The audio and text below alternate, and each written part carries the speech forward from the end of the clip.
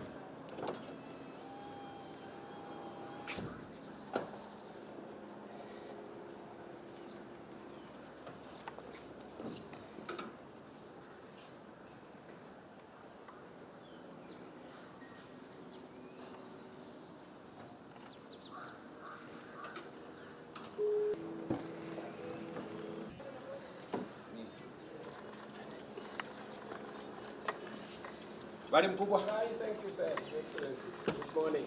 Morning.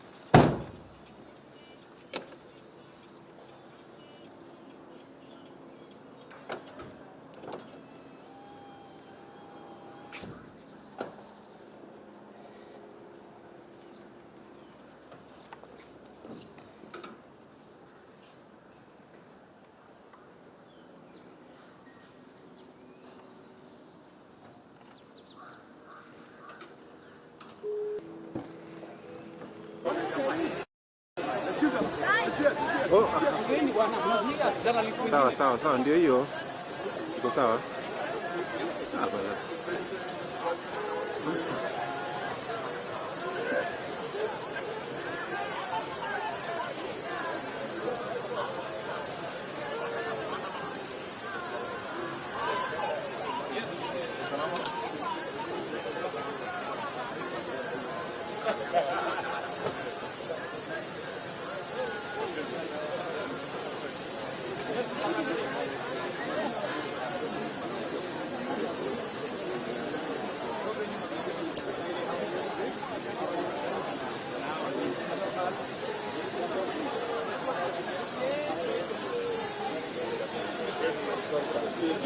Dona.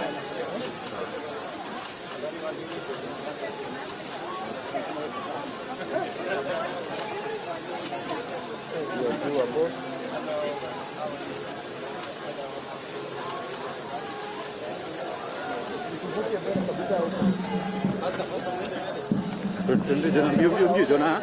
Changamka. Baby.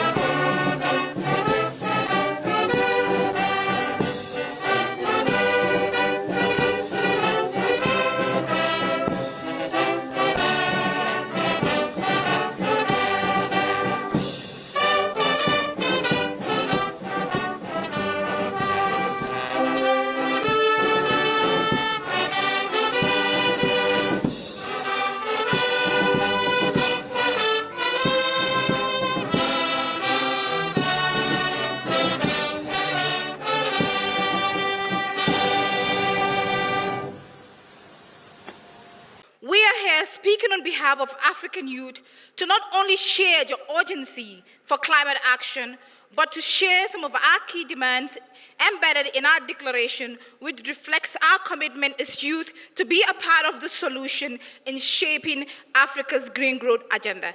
Thank you so much, Mr. President, for recognizing the crucial role young people play in climate action. I think this is what we need from our leadership.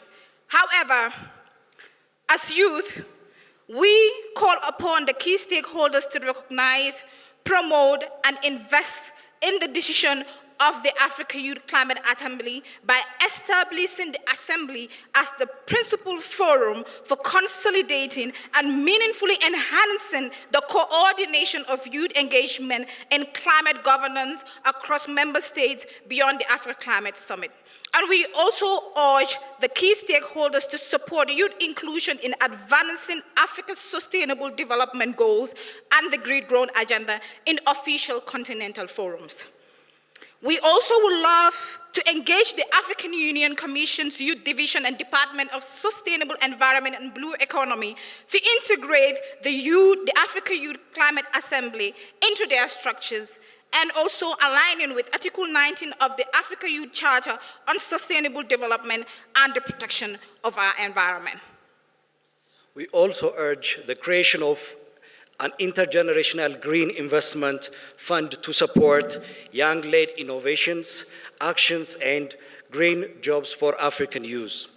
We also request for the lobby of the established United Nations Youth Office to domicile in Africa in line with the structure of global climate institutions.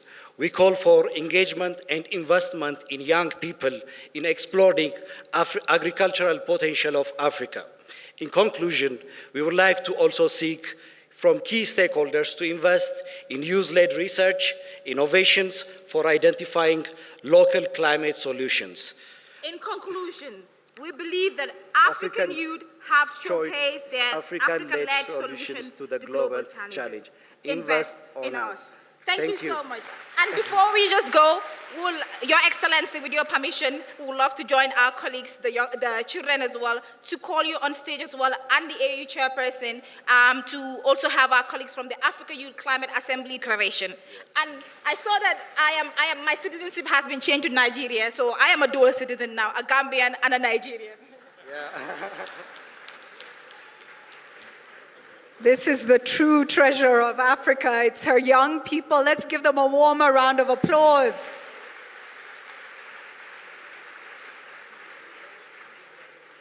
They are the bright light. And here we have them handing over the Youth Declaration to His Excellency Moussa Faki and His Excellency President William Ruto. Thank you so much. Thank you. Next, ladies and gentlemen, allow me to call on the voices. I'm honored to represent the Government of India at this historic Africa Climate Summit. The conversations over the past 2 days are an important reminder for all of us that the pathway to effective and enduring global climate action goes through Africa and with Africa.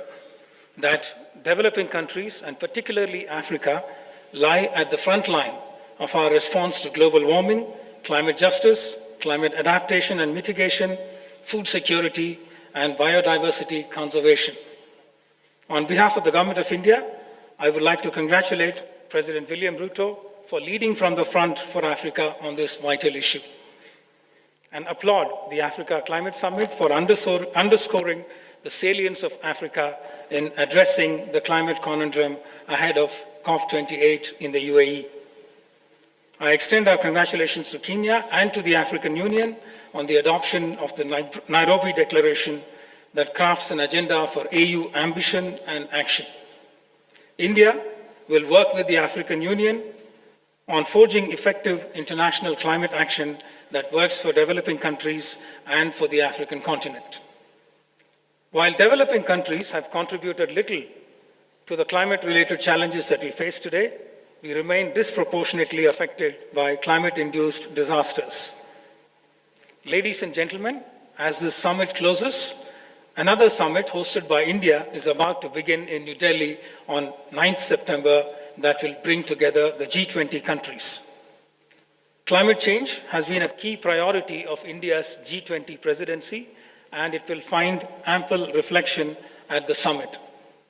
Ambitious outcomes adopted by the G20 towards climate action include the G20 high-level principles on lifestyles for sustainable development, the G20 high-level principles for a sustainable and resilient blue economy, the G20 high-level voluntary principles on hydrogen, G20 voluntary action plan on doubling the global rate of energy efficiency improvement by 2030. We look forward to unveiling more initiatives at the G20 summit in Delhi. Excellencies, it is India's belief that the Global South has to be a much larger and more vocal participant in finding solutions to intractable global issues. While most of us resoundingly endorse the urgent call for climate action, the ability of developing countries to take effective climate action is interlinked with the availability of means of implementation, such as climate finance, transfer of technology, and capacity building. The world needs to come together to make available accessible, adequate, and affordable climate finance to the developing countries, including Africa, for effective climate action and meeting their NDCs. Developing countries cannot deploy low-carbon climate technologies at scale unless a facilitative global technology transfer regime is in place. Recognizing this, India has undertaken a number of initiatives to fight against climate change. India counts on Africa as an invaluable partner and ally in these efforts and initiatives that can help harvest our intersecting opportunities and address our shared challenges. President Ruto welcomed us to a brave new future in his address here. It is a vision of the future that resonates with us, a future that recognizes the interconnections that bind us, and a future where our potential as countries and as people have an opportunity to find their due expression. I close by saying you have India's steadfast partnership in this endeavor. Asante Nisana, thank you and namaskar.